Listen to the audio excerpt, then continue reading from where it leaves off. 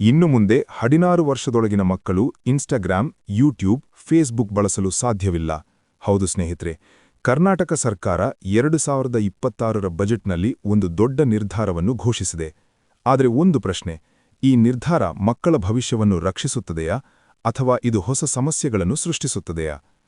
ನಮಸ್ಕಾರ ಸ್ನೇಹಿತರೆ, yorker talk Kannada ಚಾನೆಲ್ಗೆ ಸ್ವಾಗತ. ಈ ನಿರ್ಧಾರದ ಹಿಂದಿರುವ ಸತ್ಯ ಮತ್ತು ಕಾರಣಗಳನ್ನು ಈ ವಿಡಿಯೋದಲ್ಲಿ ತಿಳಿದುಕೊಳ್ಳೋಣ. ಸ್ನೇಹಿತರೆ, ಇತ್ತೀಚಿನ ವರ್ಷಗಳಲ್ಲಿ ಮಕ್ಕಳಲ್ಲಿ ಮೊಬೈಲ್ ಮತ್ತು ಸೋಷಿಯಲ್ ಮೀಡಿಯಾ ಬಳಕೆ ತುಂಬಾ ಹೆಚ್ಚಾಗಿದೆ. ಇದರ ಪರಿಣಾಮವಾಗಿ ಹಲವು ಸಮಸ್ಯೆಗಳು ಕಂಡುಬರುತ್ತಿವೆ. ಓದಿನ ಮೇಲೆ ಗಮನ ಕಡಿಮೆಯಾಗುವುದು, ನಿದ್ರೆ ಸಮಸ್ಯೆ, ಮಾನಸಿಕ ಒತ್ತಡ, ಆರೋಗ್ಯ ಸಮಸ್ಯೆಗಳು. ಇದರ ಜೊತೆಗೆ ಇನ್ನೊಂದು ದೊಡ್ಡ ಅಪಾಯವೂ ಇದೆ.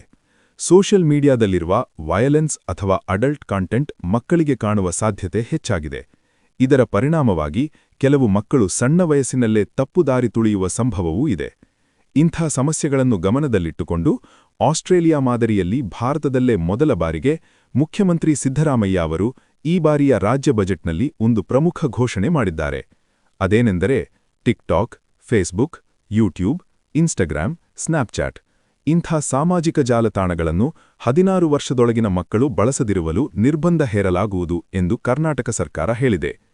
ಇನ್ನೊಂದು ಪ್ರಮುಖ ವಿಷಯವೇನೆಂದರೆ 16 ವರ್ಷದೊಳಗಿನ ಮಕ್ಕಳು ಹೊಸ ಸೋಷಿಯಲ್ ಮೀಡಿಯಾ ಅಕೌಂಟ್ ತೆರೆಯುವುದಕ್ಕೂ ನಿರ್ಬಂಧ ಹೇರಲಾಗುವುದು ಎಂದು ತಿಳಿಸಲಾಗಿದೆ.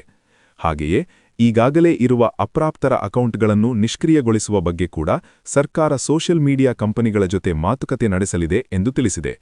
ಆದರೆ ಇಲ್ಲಿ ಒಂದು ಪ್ರಮುಖ ಪ್ರಶ್ನೆ ಬರುತ್ತದೆ. ಶೈಕ್ಷಣಿಕ ಉದ್ದೇಶಕ್ಕಾಗಿ ಬಳಸುವ ಆಪ್ಗಳಿಗೆ ಏನಾಗುತ್ತದೆ? ಸರ್ಕಾರ ಸ್ಪಷ್ಟವಾಗಿ ಹೇಳಿರುವುದು ಏನೆಂದರೆ ಎಜುಕೇಷನಲ್ ಆಪ್ಸ್ ಮತ್ತು ಸ್ಮಾರ್ಟ್ ಲರ್ನಿಂಗ್ ಪ್ಲಾಟ್ಫಾರ್ಮ್ಸ್ಗಳಿಗೆ ಈ ನಿಯಮ ಅನ್ವಯಿಸುವುದಿಲ್ಲ.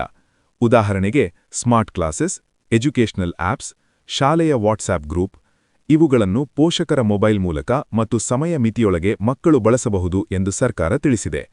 ಇದರ ಜೊತೆಗೆ ಪೋಷಕರಿಗೂ ಒಂದು ದೊಡ್ಡ ಜವಾಬ್ದಾರಿ ನೀಡಲಾಗಿದೆ. ಅದು ಏನೆಂದರೆ ಮಕ್ಕಳ ಮೊಬೈಲ್ ಬಳಕೆಯನ್ನು ಗಮನಿಸುವುದು, ಸಮಯ ಮಿತಿ ನಿಗದಿ ಮಾಡುವುದು, ಅತಿಯಾದ ಸೋಷಿಯಲ್ ಮೀಡಿಯಾ ಬಳಕೆಯನ್ನು ತಡೆಯುವುದು. ಸ್ನೇಹಿತರೆ, ಟೆಕ್ನಾಲಜಿ ಕೆಟ್ಟದ್ದಲ್ಲ, ಆದರೆ ಅದನ್ನು ಸರಿಯಾದ ರೀತಿಯಲ್ಲಿ ಬಳಸಿದಾಗ ಮಾತ್ರ ಅದು ನಮ್ಮ ಜೀವನವನ್ನು ಉತ್ತಮಗೊಳಿಸುತ್ತದೆ. ನಮ್ಮ ಚಾನೆಲ್ ಮೂಲಕ ಕೇಂದ್ರ ಮತ್ತು ರಾಜ್ಯ ಸರ್ಕಾರಗಳಿಗೆ ಒಂದು ಮನವಿ. ಮಕ್ಕಳ ಭವಿಷ್ಯವನ್ನು ರಕ್ಷಿಸಬೇಕಾದರೆ ಅವರಿಗೆ ಹಾನಿ ಮಾಡುವ ಸೋಷಿಯಲ್ ಮೀಡಿಯಾ ಮತ್ತು ಗೇಮ್ ಆಪ್ಗಳನ್ನು ನಿಯಂತ್ರಿಸುವುದು ತುಂಬಾ ಅಗತ್ಯವಿದ್ದರೆ ಕೆಲವು ಅಪಾಯಕಾರಿಯಾದ ಸೋಷಿಯಲ್ ಮೀಡಿಯಾ ಹಾಗೆ ಗೇಮ್ ಆಪ್ಗಳನ್ನು ಬ್ಯಾನ್ ಮಾಡುವುದು ಕೂಡ ಮಕ್ಕಳ ಹಿತಕ್ಕಾಗಿ ಒಳ್ಳೆಯ ನಿರ್ಧಾರವಾಗಬಹುದು. 16 ವರ್ಷದೊಳಗಿನ ಮಕ್ಕಳಿಗೆ ಸೋಷಿಯಲ್ ಮೀಡಿಯಾ ಬ್ಯಾನ್ ಮಾಡಬೇಕಾ ಅಥವಾ ಬೇಡವಾ? ನಿಮ್ಮ ಅಭಿಪ್ರಾಯವನ್ನು ಕಮೆಂಟ್ನಲ್ಲಿ ತಿಳಿಸಿ.